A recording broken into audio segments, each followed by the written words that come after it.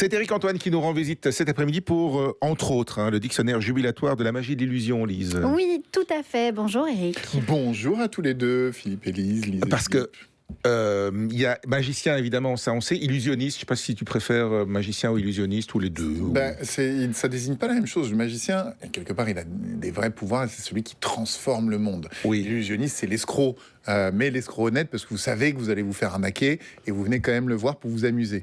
Donc, c'est gentil, quoi. C'est pour se divertir. Voilà. Je suis les deux. Humoriste, producteur de spectacles, lanceur de talent aussi. Il y a beaucoup de casquettes. Animateur télé, comédien de doublage aussi maintenant, ça y est. Auteur. Comédien tout, c'était ma première formation. Voilà. C'est nécessaire quand on est artiste d'avoir autant de cordes à son arc ?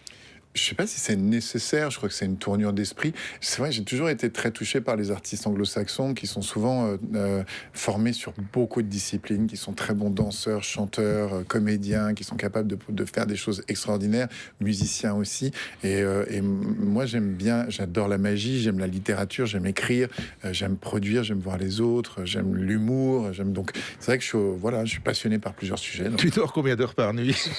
Pas beaucoup, pour dire la vérité.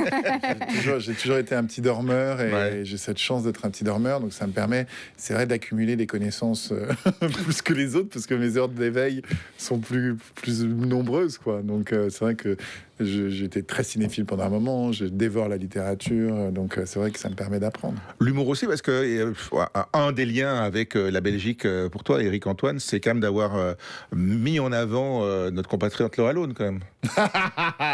Alors j'adore Laura, et je pense l'artiste qui m'a fait le plus marrer de ma vie sur Incroyable Talent, ça c'est sûr et certain. C'est-à-dire que tu aimes l'humour un peu acerbe, un peu piquant, enfin même en fait, je crois que c'est un point commun avec le public belge qui est moins un humour français. D'ailleurs, c'est l'absurde. Le sens de l'absurde, il est très. Les Belges et les Anglo-Saxons ont ça. Les Français sont plus sur l'ironie que vous. Et Laura, elle est un peu entre les deux. C'est-à-dire, elle est capable de faire un truc complètement absurde, mais aussi un truc assez sarcastique et ironique. Ici, vous êtes tu es là pour un dictionnaire jubilatoire de la magie et de l'illusion. Pourquoi un dictionnaire ? C'était plus facile d'y aller par ordre alphabétique ?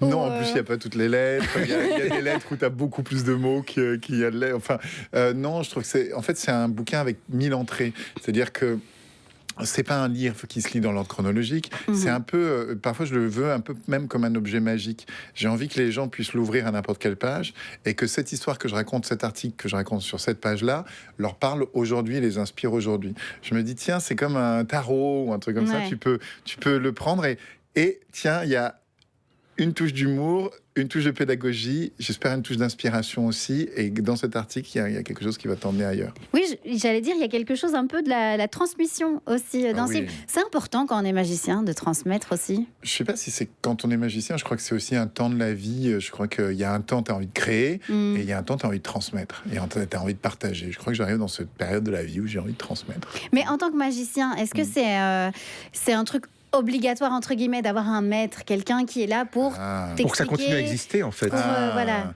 Alors, il n'y avait pas d'école pendant très, très longtemps, et c'est vrai qu'il y a eu beaucoup de systèmes un peu de compagnonnage, on peut le dire. Donc, il y a en effet un maître, un ou plusieurs disciples qui suivent et qui sont introduits à l'hermétisme, à l'art magique, à tous ces secrets. Moi, j'ai pas eu cette chance-là, cette rencontre-là, donc j'étais très autodidacte dans mon apprentissage de la magie. Tout a été un peu tous les artistes ont été mes maîtres, c'est-à-dire je les observais et je décortiquais et j'essayais de reconstruire comme ça comment ça fonctionne. D'accord. Parce que tu parles aussi des anciens, de Garcimore, de Méliès et tout. C'était qui ton... Là, tu parles d'anciens et de très moi, Méliès, je fasse aussi ça au cinéma. Mais oui, mais alors Méliès, c'était un magicien, d'ailleurs, qui a racheté le théâtre Robert Houdin, qui est le créateur de la magie moderne. Houdini, très connu, qui est devenu la première star mondiale de la magie, c'est un peu qui est un peu le nom que tout le monde retient. Voilà. En réalité, c'est Jean-Eugène Robert Houdin, qui est un Français, qui a créé les premiers systèmes d'automates, qui était un génie mécanique et un génie magique.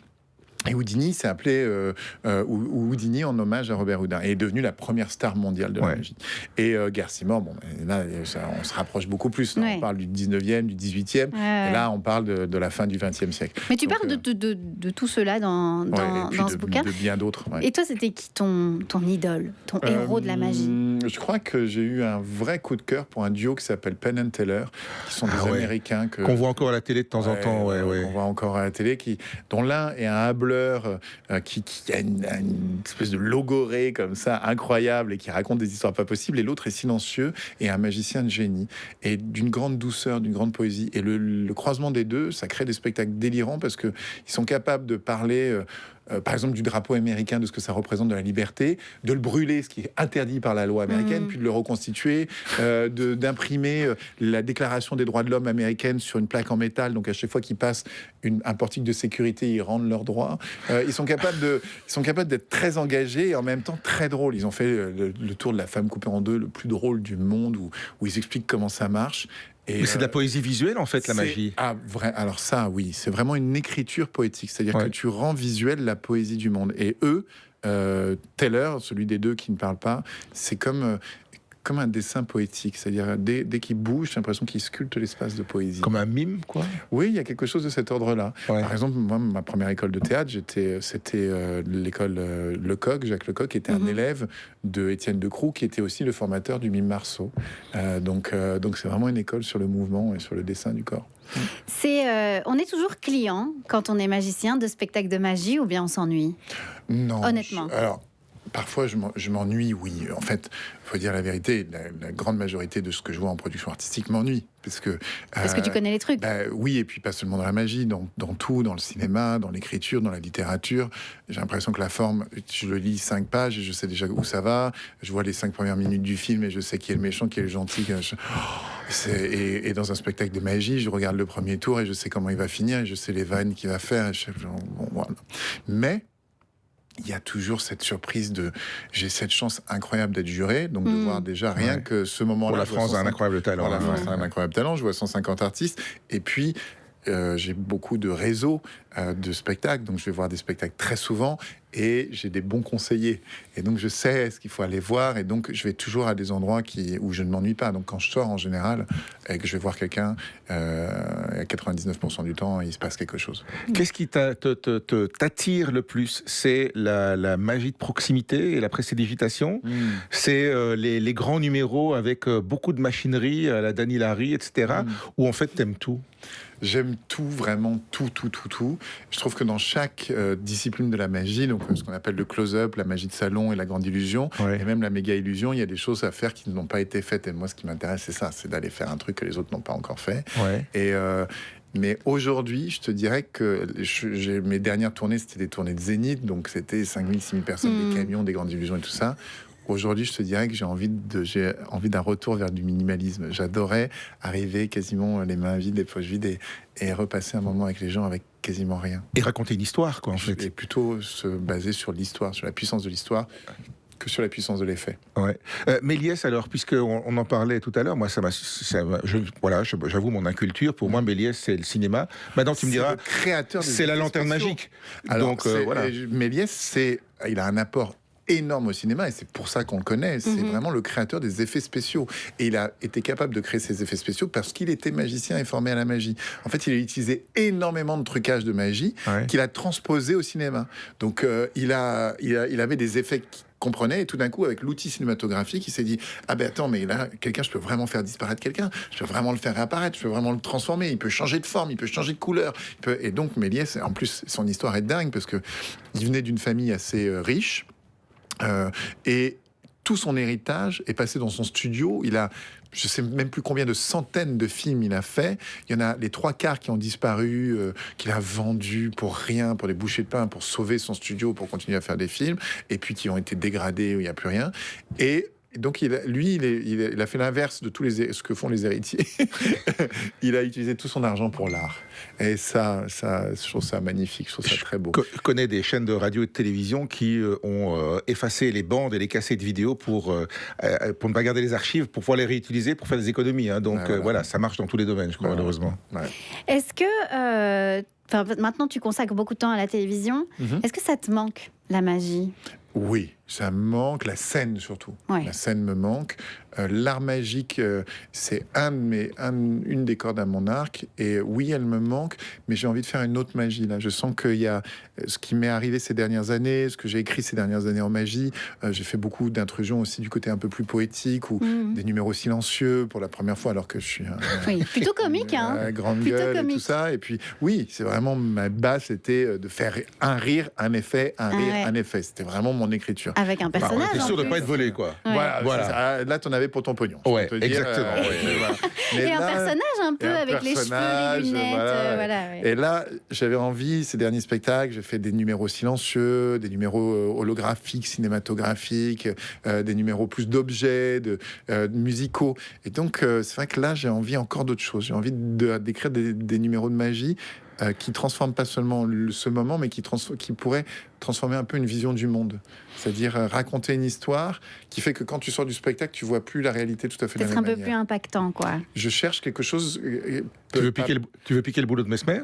Alors c'est très différent parce que Mesmer il transforme pas le monde.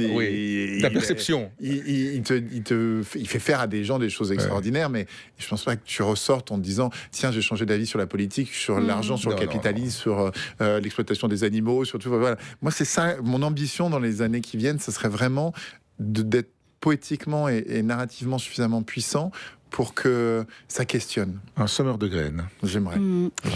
J'espère que ce livre est le début de ça. S'il y a des petits magiciens, encore une dernière question, s'il y a des petits magiciens qui nous écoutent et qui ont envie de faire ça, est-ce que c'est un art qui coûte cher ? Oui, c'est un art qui coûte cher à la base parce que, en fait, ça peut être complètement gratuit, c'est-à-dire c'est le prix d'un paquet de cartes. Ouais. Donc c'est 2 balles, c'est 3 balles, voilà. Mais ça peut devenir très vite cher quand tu vas dans des boutiques de magie, que tu achètes des objets magiques qui vont te servir à faire des effets magiques.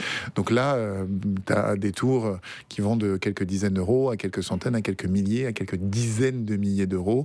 Sur certains de mes spectacles, il y avait une création, un seul effet pour 6 minutes de spectacle, j'ai dû dépenser pas loin de 200 000 euros pour pouvoir le construire. Donc, et moi, quand tu pars aux États-Unis, on compte en centaines de. 500, oui, c'est une autre échelle encore. C'est encore une autre échelle. Ouais. Ça te fait rêver les États-Unis, Las Vegas ? Ça m'a fait rêver vraiment. Mais beaucoup moins parce que en fait c'est l'art au service du business et le business au service de l'art, c'est-à-dire que c'est jouer 500 fois par an, c'est être dans le même théâtre, faire la même chose au même endroit. Ce qui est magnifique quand tu fais ça, c'est que ton théâtre est construit autour de toi, donc tu peux faire des effets que tu peux ne faire nulle part ailleurs, donc tu vois les plus beaux effets de magie au monde. Et en même temps tu as une espèce de consommation de l'art comme un burger, c'est-à-dire les mecs rentrent dans la salle, ils voient 1h30 Copperfield, ils vont à la machine à sous, voir un autre spectacle, un truc. Il n'y a pas ce truc qu'on a un peu les latins, où l'art et l'œuvre. Il y a moins de surprises, quoi.